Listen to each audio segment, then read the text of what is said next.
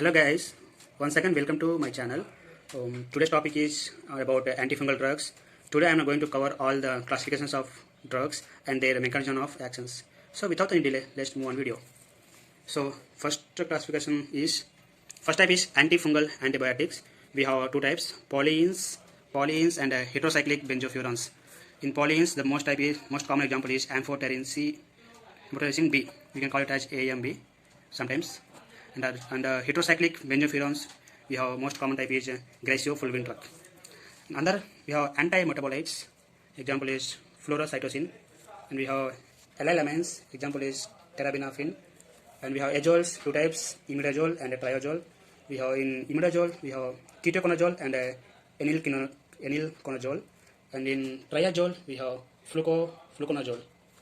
And when it comes to iodides, we have potassium iodides, and in echinocandins, we have cascofungin, and in miscellaneous types, we have organic acids, phenol, dyes, and thiocarbonate. So these are the classifications of antifungal drugs. So let's discuss mechanism of action of each drugs. So let's discuss mechanism of action of each drugs.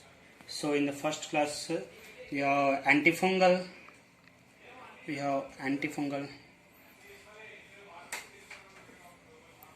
Antifungal drugs, that is polyenes. We have amphotericin B. It binds with ergosterol in fungal cell membrane and leads to leakiness, that is the leakage of cellular content.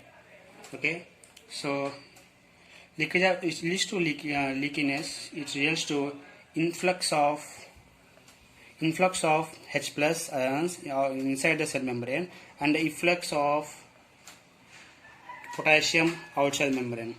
So due to the increase in H plus concentration in the cell membrane, it becomes more acidic. So it leads to it stops the metabolism of the cell. So finally it leads to death. Second drug is Glycofulvin.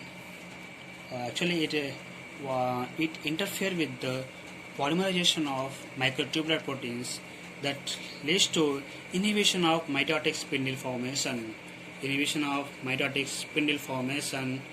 So leads to, and it arrests the metaphase cell division.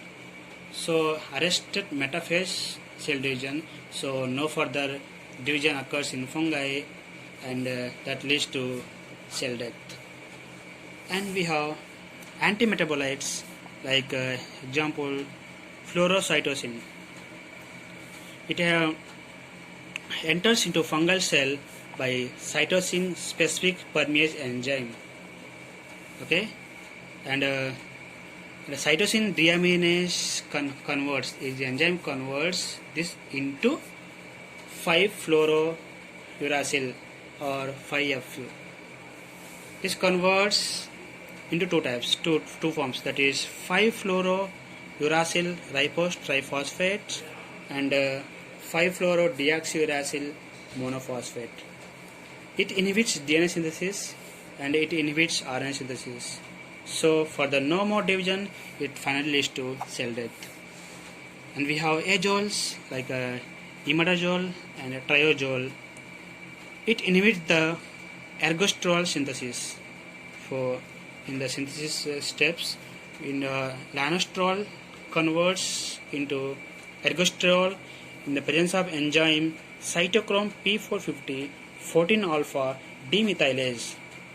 So azoles inhibits the enzyme cytochrome P450 14-alpha methylase. So no more formation of ergosterol occurs. So it finally leads to death of the fungi. And we have allylamines, example terbinafine. So what happens is scalene, which converted into is the precursor for lanesterol, and lanesterol finally leads to ergosterol formation. So in the formation of lanesterol, scalene needs lanesterol converted into lanesterol in the presence of enzyme is a scalene epoxide enzyme. So what about the allyl amines inhibits the scaling epoxide enzyme. So therefore no more conversion of lanosterol and ergosterol takes place. So finally leads to cell death. So finally comes to echinocandins like casfofungin. It inhibits 1,3 beta glucan synthase enzyme. So it leads to inhibition of synthesis of beta glucan that disrupts the integrity of the cell wall and finally leads to cell death. So these are all the mechanism of action of drugs, antifungal drugs, which causes the death of the or extraction of the fungi. Okay, so Glycofulvin is a antifungal drug uses in the fungal like ringworm diseases like that. So these are the drugs commonly used in the to prevent the fungal infections. Thank you.